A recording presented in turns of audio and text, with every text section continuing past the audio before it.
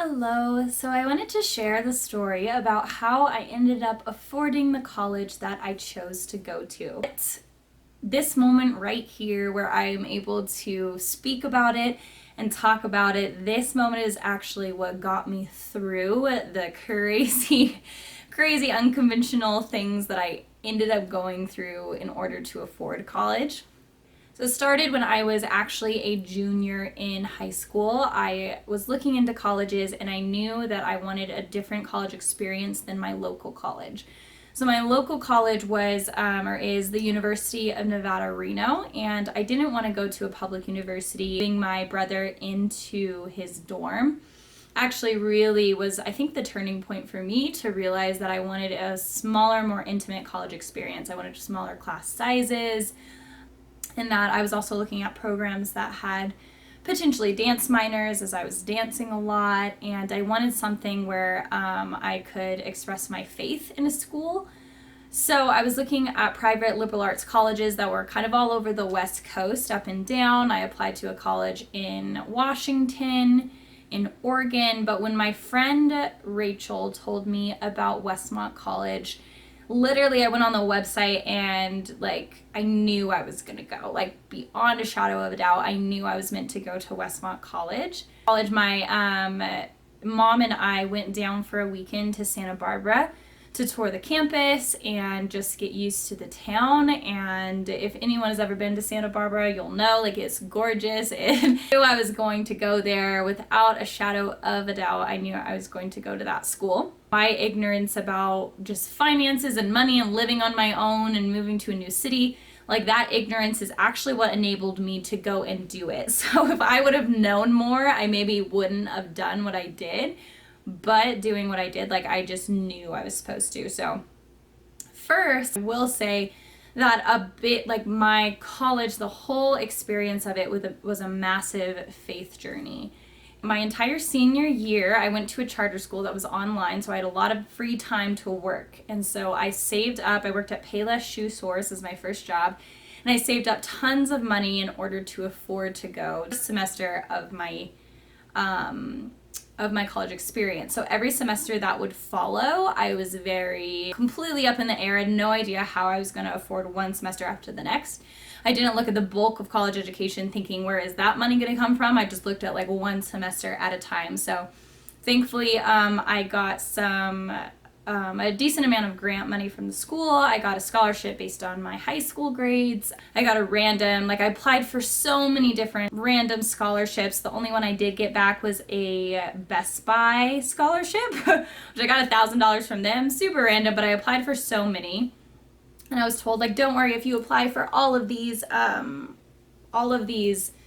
different programs, you're going to get money back. But I did not get a whole bunch of money back. I did save up enough and get enough to where my first semester of my year was of freshman year was $10,000, and I used all of the money that I had gained my senior year towards that first semester of my freshman year of school. So first semester, it was I owed $10,000 to the school just for the first semester, and I was told that every year after that I would get more aid as I continued to stay in school, or I would qualify for larger loan amounts. So that's what kind of gave me the hope, seeing $10,000, that maybe it would go down the next year.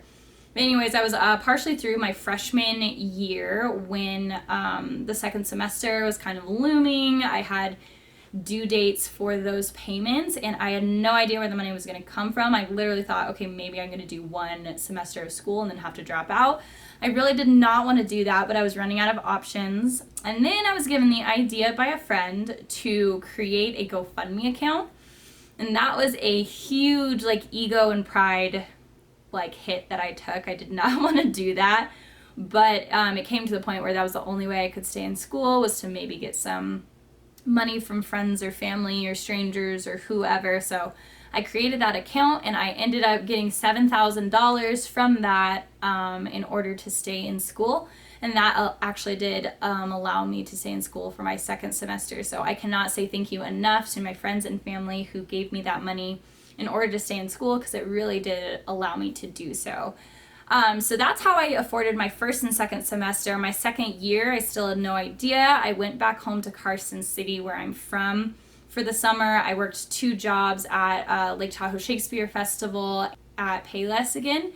I saved up enough money, which my grant was significantly more this next year, which I would find out why a little bit later, but it was significantly more next year. So I think I only owed like $5,000. It was like half the amount.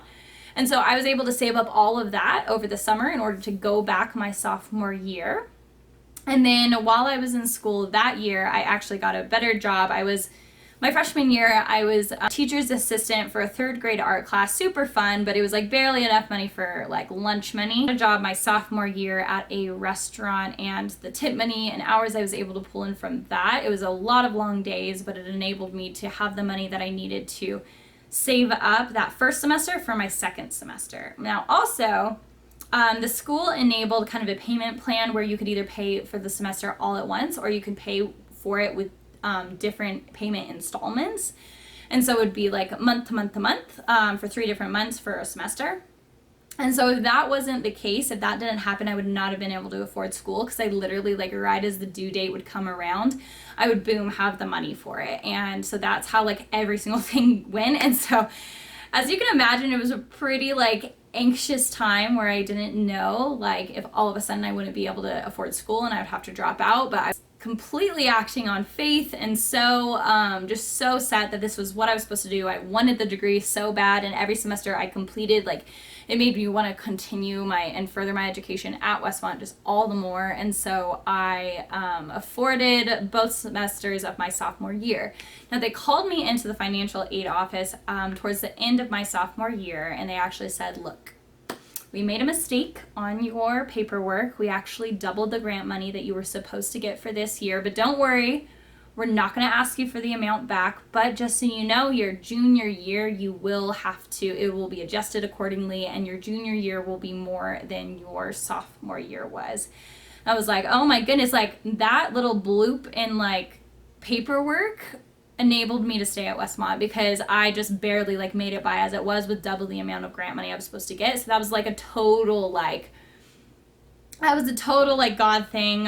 Like the universe, God, he was telling me like this is where I was supposed to be so badly. So my junior year, I knew like that the payment was going to be more, and my dad actually set me up. He works for the state here in Carson City, since Carson City is a capital, and I got a paid internship through the Nevada Department of Transportation.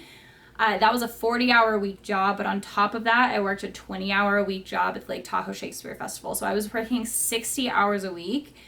It was like the most exhausting summer of my life for sure. Like I was working from 7 a.m. to like 11 p.m. Like 5 days a week. I didn't get a weekend. There definitely wasn't like the crazy weekend trips or beach days that most people picture when summer comes around. I was working all the time, but I had like a purpose in mind and I knew I had to do it. So that just kept me going.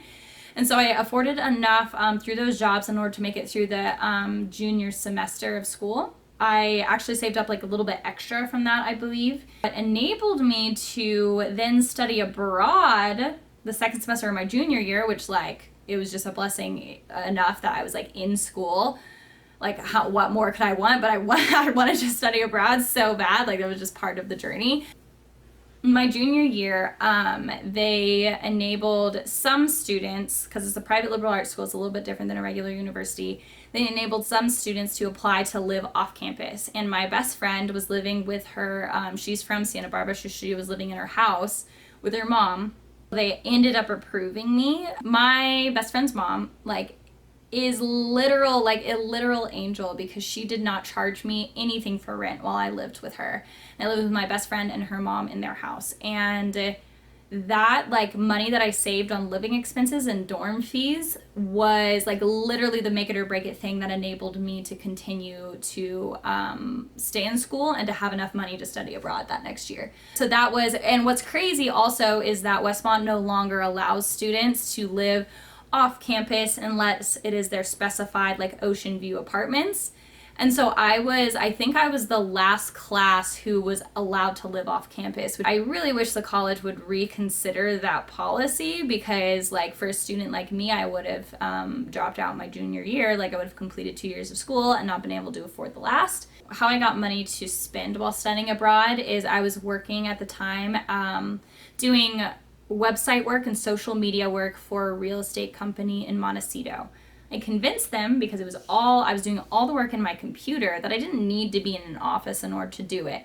So I convinced them to let me work from them offsite in Paris when I studied abroad. They said yes, and that money is how I afforded, that was all my spending money while I was abroad, is working that job. So I was the only one of my friends who was studying abroad and also working, but I just knew that that was my life. That's how I was able to have those incredible opportunities, was working that much. So that is how I had the money in order to spend abroad, because I used up like 100% of my savings. Like I literally flew to Paris with like $300 in my bank account, which is terrifying when you're moving to like a new country and you need like stuff for transportation and food. But like that job gave me the money like week to week to do it. I did have a credit card, but I did not end up with very much money like on the credit card at the end of the trip, and I paid that back like within my first couple of weeks working over the summer. My second summer between my junior and my senior years was just as stressful as the last.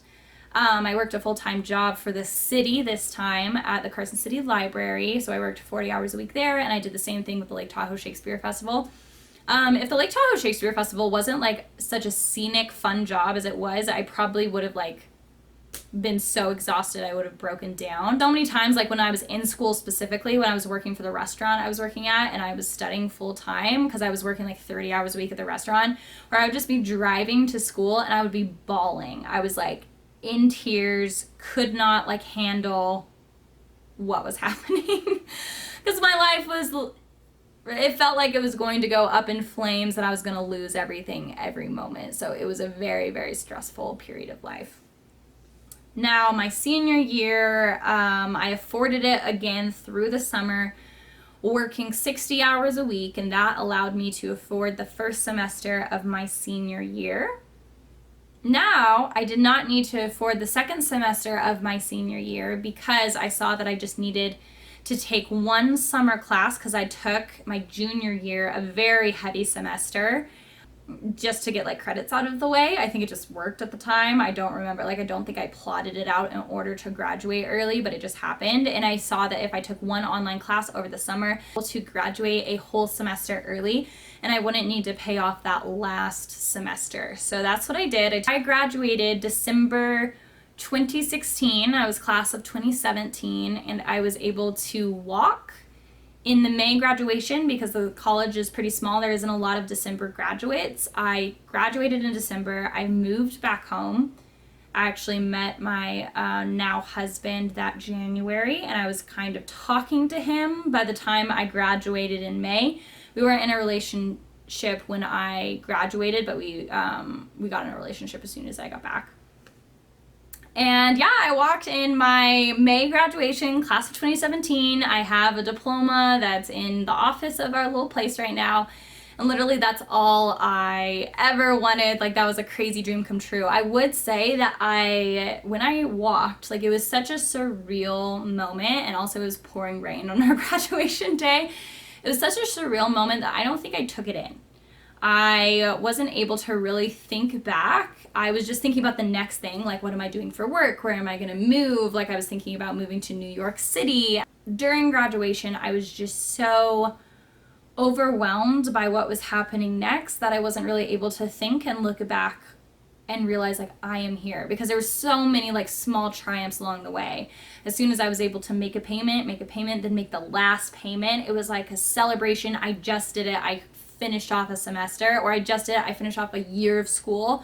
Now I'm 50% of the way through school. It was the entire 4 years was like tracking and checking off little check marks and just going after it. And I almost kind of miss the crazy amount of drive I had for one specific goal. I just needed to do it. I knew I needed to do it.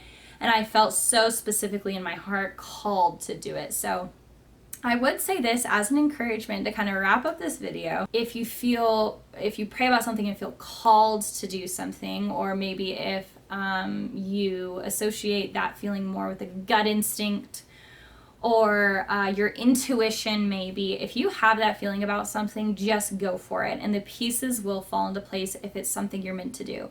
And if not, like motivational speakers say this time and time again, just fail big. If you're gonna fail, fail big. So I would just say go for it. That's kind of the advice I'm giving myself as well as I look to the next venture that I'm taking in life and where it's going. But if you have that gut feeling about something that you think this is it, just go for it because you're not going to regret it. And it might lead to tears. There was definitely like blood, sweat, and tears throughout my entire education process. There were long nights, there were all-nighters, there was a lot I learned about myself as a person and the limits I could push myself. I learned where, like, how far I could really go in order to achieve something, and honestly, how far is just limitless because I never really reached my limit. I just kept going. So that was an incredible self-discovery moment for me. But I would encourage you, if you are feeling this way about anything right now, just go for it. You won't regret it. But that is my college story. Thank you so much for listening. Please like and subscribe if you enjoyed this video. And I look forward to connecting you on the many social media platforms there are out there. So please follow me on one and I will talk to you there. But anyways, have a lovely and beautiful day. Thank you again for watching.